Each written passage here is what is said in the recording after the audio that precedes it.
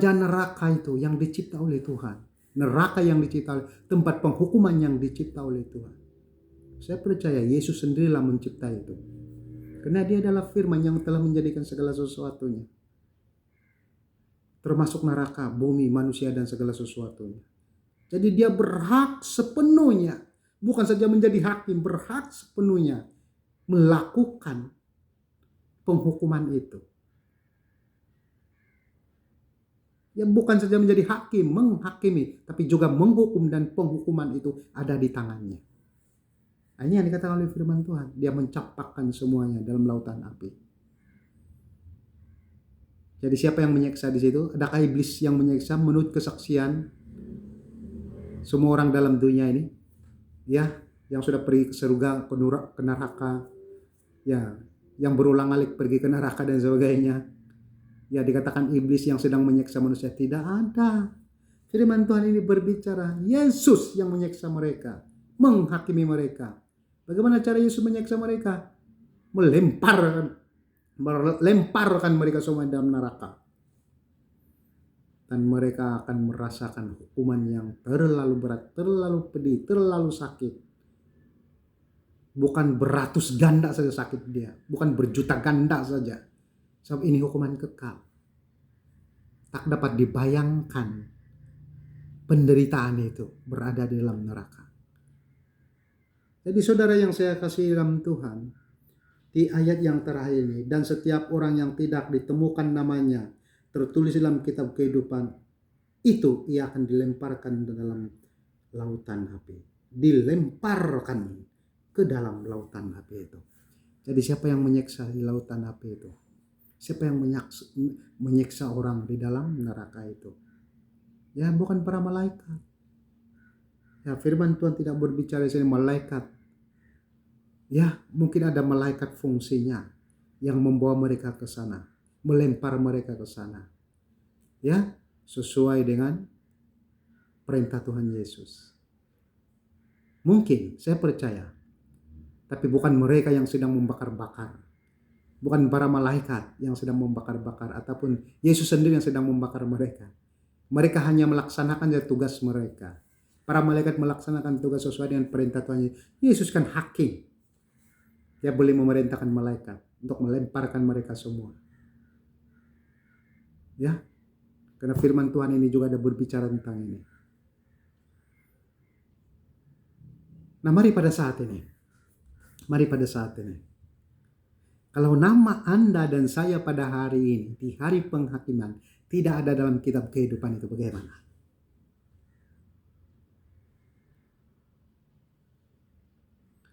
Apa alasan kita? Ya, saya telah melakukan kebaikan. Saya telah melakukan ini, itu, dan sebagainya. Saya orang Kristen, tapi kenapa nama saya tidak dalam kitab kehidupan?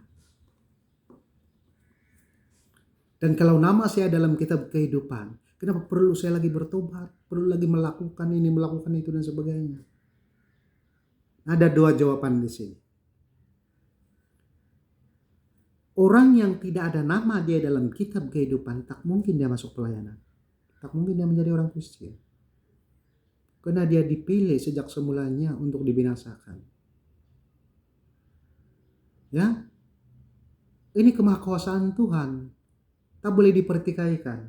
Kalau Tuhan mau kita, selamat. Kalau Tuhan tidak mau kita, tidak selamat. Itu firman Tuhan berbicara, sudah ditulis dalam kitab kehidupan sebelum dunia ini dijadikan. Sebelum dunia ini dijadikan, sebelum ada manusia dalam dunia ini, kitab kehidupan sudah ada. Tuhan sudah menulisnya dari awal, merencananya dari awal, mendesainnya dari awal.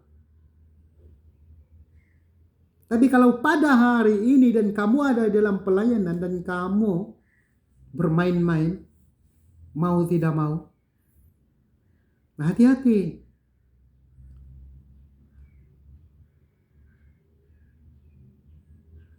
Saya tidak berani mengatakan di sini bahwa kamu akan kehilangan keselamatan karena kamu bermain-main dalam kehidupan kamu dan kamu tidak mau serius dalam pelayanan dan memperbaiki hidup kamu, tidak serius bertobat.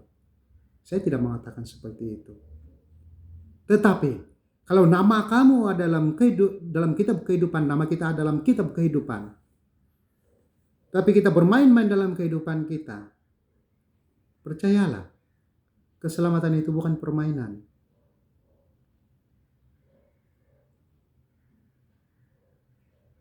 Jadi di mana Tuhan, di sisi mana Tuhan melihat bukti tanda kesyukuran kita, tanda terima kasih kita.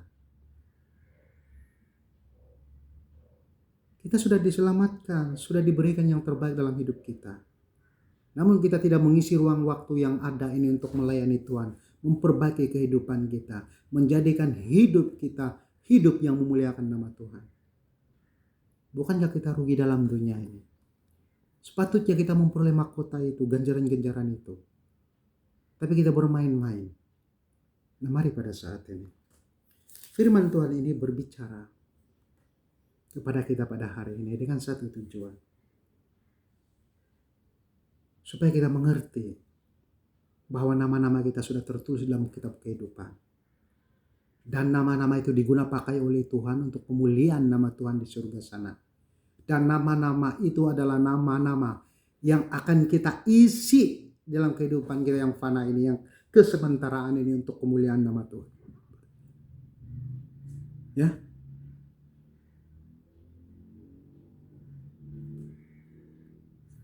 Dan sebab itulah firman Tuhan berbicara, hari-hari ini adalah hari yang jahat. Pergunakanlah waktu yang ada.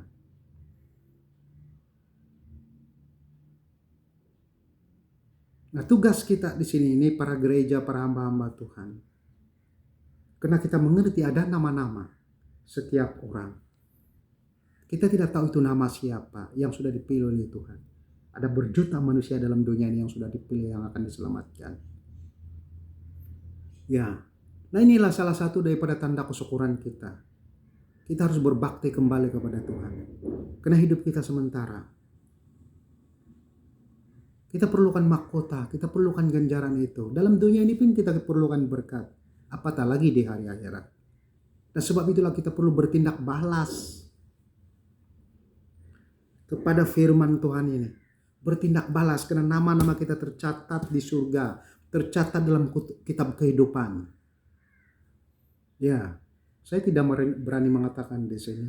Ada setengah tafsir mengatakan keselamatan akan hilang kalau kita tidak bertindak balas dari panggilan Tuhan itu. Keselamatan akan hilang. Jadi maksudnya kalau keselamatan akan hilang, nama-nama yang tertulis dalam kitab kehidupan itu akan hilang. Nah, itu berarti Tuhan itu kurang bijak. Tuhan salah catat. Tuhan salah pilih orang. Ya catat hari ini, ya esok lusa Tuhan orang tetap mau bertobat. Ya, takkanlah Tuhan padam balik seorang tetap bertobat. Nah, saya tidak akan ke arah itu. Sebab saya tahu Tuhan itu bijaksana. Tuhan itu merencanakan sesuatu. Karena Tuhan itu tidak boleh dibatasi oleh ruang dan waktu. Tidak boleh dibatasi oleh saat per menit per waktu. Tuhan berada di alam roh. Ada di masa lalu. Ada di masa yang akan datang. Dan dia tidak boleh ditipu. Ya, karena dia adalah Tuhan. Alasannya dia adalah Tuhan. Dia tahu segala-galanya. Sudah pasti dia tak pernah salah untuk mencatat nama kita dalam kitab kehidupan. Karena dia sendiri yang sudah memilih kita. Di dalam pelayanan itu jatuh bangun itu perkara biasa. Ya, kita tetap diselamatkan walaupun tak dapat mahkota, walaupun tak dapat ganjaran. Baik ya di hari akhirat, baik di alam fana ini, baik di alam roh, baik pada saat ini, di alam fana ini. Walaupun kita tidak dapat berkat, kita tetap diselamatkan kalau nama sudah tercatat di surga. Tapi yang menjadi persoalannya sekarang ini, firman Tuhan mengajar, menyuruh kita berbakti kepada Dia. Supaya hidup kita berguna, bermanfaat, memuliakan nama Tuhan. Itu yang Tuhan kehendaki. Jatuh bangun dalam pelayanan itu perkara biasa. Tapi jangan membiasakan diri kita jatuh. Selalu jatuh, hari-hari jatuh. Ya, keselamatan itu tetap ada. Walaupun ada tafsiran lain mengatakan keselamatan itu pilihan. Kalau kita mau selamat melayani Tuhan, tak mau selamat tapi melayani Tuhan, sebagainya. Nah, tafsiran seperti ini kurang tepat. Seolah-olah keselamatan itu kita yang memilih, bukan Tuhan yang memilih untuk kita. Tapi firman Tuhan berbicara, Tuhan sudah memilih kita sejak semulanya. Jadi tugas kita di saat ini adalah bertindak balas daripada pilihan itu. Bertindak balas apa yang diperintahkan oleh firman Tuhan. Supaya kehidupan kita, kehidupan yang penuh makna di dalam dunia kesementaraan ini, bagi kemuliaan nama Tuhan, itu sangat penting, saudara. Dan harus kita pikirkan.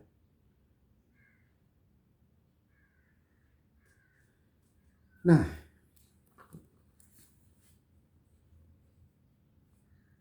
saudara yang saya kasih dalam Tuhan, marilah pada saat ini kita sudah menyongsong di akhir-akhir zaman. Akhir-akhir zaman, dan kita tidak tahu bila mana Yesus akan datang dalam dunia ini. Firman Tuhan berbicara Yesus datang seperti pencuri. Jadi kalau Yesus datang seperti pencuri, tiada seorang pun tahu bila dia datang. Dan firman Tuhan ini mengingatkan kita semua, hukuman yang terakhir ini. Ya, karena ada dua hukuman. Pertama, setelah kita mati, kematian yang pertama, firman Tuhan berbicara, roh kita terus ke surga atau ke neraka. Ya, walaupun ada tafsiran roh ini, ada tempat penyimpanan, tempat penantian. Tapi itu no comment. Yang pastinya sekarang ini kita mengerti ada surga dan neraka. Tempat itu. Tapi adakah itu berakhir? Tidak. Di hari kebangkitan, di hari kedatangan Yesus, akan berlaku lagi penghukuman yang kedua kali. Apa yang dikatakan oleh firman Tuhan ini,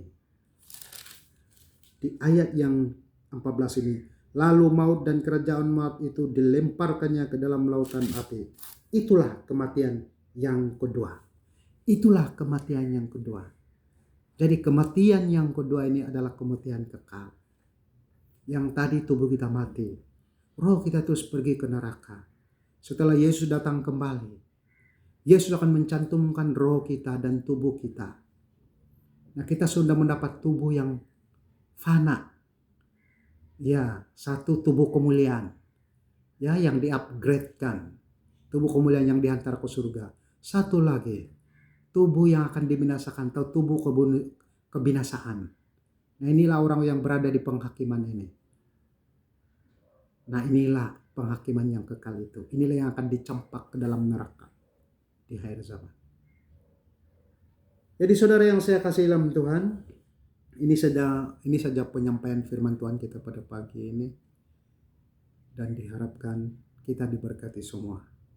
Dan berusahalah sungguh-sungguh ya untuk kehidupan kita masing-masing melakukan yang terbaik untuk Tuhan, baik kemuliaan nama Tuhan. Terima kasih.